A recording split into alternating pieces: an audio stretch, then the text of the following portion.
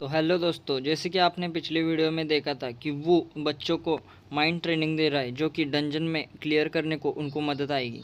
और हांग और किम दोनों डंजन को क्लियर करने के लिए गए हैं। उसके आगे यही से हमारा 28 एपिसोड शुरू होता है। तो जैसे हमारा वीडियो स्टार्ट होता है, वो बच्चों की क्लास लेते हुए उन्हें बोलता है कि आज हम कुछ डिफरेंट सिखाने वाले हैं, मतलब हम डिफरेंट ट्राई करेंगे। वो सब बच्चों को पूछता है, एक डंजन है जो कि ब्रेक होने वाला है, उसे जल्दी से जल्दी क्लियर करने की ज़रूरत है। और इस डंजन में जो मॉन्स्टर है वो पिक्सीज मॉन्स्टर है। और इस डंजन का गेट है जो कि मैदान में अपेयर हो चुका है।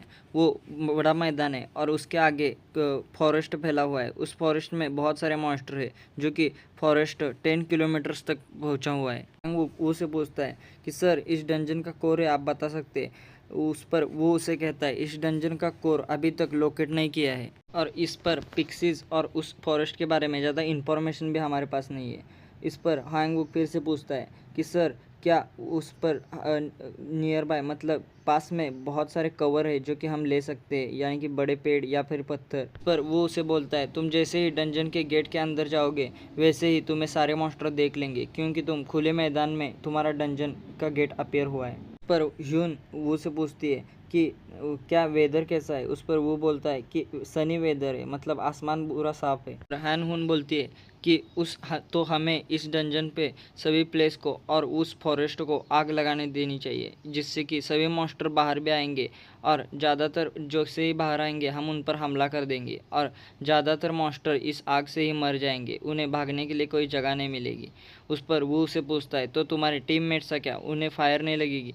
इस पर वो बोलती है कि मेरे पास एक स्ट्रैटेजी है कि हम थोड़ी देर आग लगा के फिर से डंजन के बाहर आ जाएंगे और फिर से थोड़ी देर बाद उसमें अंदर चले जाएंगे। जैसे कि सभी मॉन्स्टर मर जाएंगे वैसे ही हम अंदर जाएंगे। सुनकर सभी बच्चे हैन उनके पास देखने लगते हैं, वो कितनी होशियार है और कितने झट से जवाब दे रही है। उस पर वो भी उसके पास आता है। वो बोलती है, मैंने कुछ गलत किया? वो सभी मुझे देख रहे हैं। उस पर वो उसके पास आता है और उसके माथे पर एक स्टिकर लगाता है और बोलता है कि ये स्टिकर, इसके 10 कलेक्ट करो। बोलती है, इससे क्या होगा? तो सभी बच्चे बोलते हैं, अगर तुमने इसके 10 स्टिकर्स कलेक्ट किए तो उसे बता ही रहा होता है कि उतने में बाहर से किम की गाड़ी आती हुई उसे दिखाई देती है। वो झट से बाहर के लिए निकल जाता है।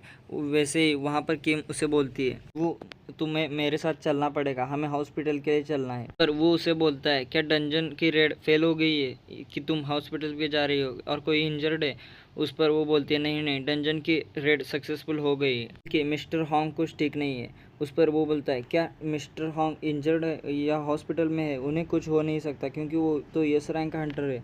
पर किम उसे बोलती है, अभी ज़्यादा कुछ नहीं बता सकती, तुम्हें बस मेरे साथ चलना होगा। इस पर वो हांगबुक को बुलाता है और उसे कहता है, सभी बच्चों का ख्याल रखना, मैं थोड़ी देर में वापस आऊँगा, मुझे कुछ अर्जेंट काम है। और वो किम के साथ गाड़ी में चलने लगता है। उसके साथ गाड़ी में जाते हुए सोचता है कि मिस्टर हॉन्ग को कुछ नहीं हो सकता, क्योंकि वो तो सबसे ज़्यादा ताकतवर इस साउथ कोरिया के बेस्ट हंटर हैं और उनसे ज़्यादा ताकतवर वो इन सिरिन मॉन्स्टर को आसानी से संभाल सकते हैं।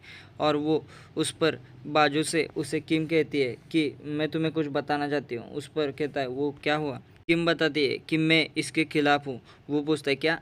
वो बोलती है, मैं इसके खिलाफ हूँ, मैंने कहा मैं इसके खिलाफ हूँ। इस पर वो उसे बोलता है, ठीक है ठीक है ठीक है, तुम इसके खिलाफ हो, लेकिन कौन से? उस पर वो कहती है, मैं मिस्टर हॉन्ग के साथ फिर से काम नहीं करना चाहती, मैं उनके साथ कभी काम नहीं करूंगी। वो सिर्फ अपने बारे में ही सोचता है और अपने ही ख्याल में खोया रहता है। पर वो उसे पूछता है, तो हम हॉस्पिटल क्यों जा रहे हैं? इस पर किम कहती है कि अभी टाइम हो चुका है, तुम अभी न्यूज़ देख सकते हो, उसमें सब पता चल जाएगा तुम्हें। अपना फ़ोन ओपन करता है और उसमें न्यूज़ देखने लगता है, जो कि सुकीचो सिटी में जो कि एक डंजन अपेयर हुआ था वो अभी फुल्ली क्लोज्ड हुआ है। वो न्यूज़ देखने लगता है। न्यूज़ में वो रिपोर्टर आगे बताता है कि इस डंजन के क्लियर होने के पीछे सभी डिटेल्स डायसॉन ग्रुप ने हमें रिलीज़ कर दिए हैं। बताता है कि इस डंजन रेड में किसी की मौत नहीं हुई है और सभी जो कि हंटर गए थे उन्हें में से कुछ इंजर्ड है, उन्हें डायसॉन हॉस्पिटल में एडमिट कर लिया है, उनकी ट्रीटमेंट चल रही है। आप सबको पता ही होगा कि मिस्टर हॉन्ग जो कि कोरिया के नंबर 1 हंटर है,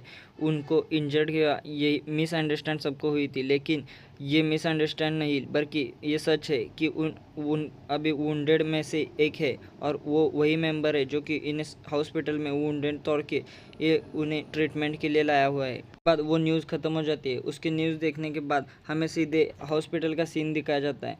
कुछ समय बाद हमें हॉस्पिटल में दिखाया जाता है। किम वू को मिस्टर हॉन्ग के पास लाती है और डायरेक्टर हॉन्ग के पास लाके वो उसे बोलता है कि मिस्टर हॉन्ग, आपके इतने सारे कुछ आपके साथ हो गया, लेकिन मुझे तो लगा था आप एक आंसू तो अपने आंखों से निकालोगे, लेकिन आपने अब तक नहीं निकाला। पर हॉन्ग उसे कहता है क्योंकि मैं बहुत स्ट्रांग हूँ और मैं नंबर 1 हूँ। पर वो उसे बोलता है मुझे तो किम ने बताया कि आप ये सब फेक एक्टिंग कर रहे हैं, लेकिन आप तो सच में थोड़े से इंजर्ड है और ये सारा ब्लड इतना सारा, ये तो सीरीज मॉन्स्टर का होगा, है ना। उस पर हॉन्ग कहता है हाँ सही कहा, ये सीरीज मॉन्स्टर का है।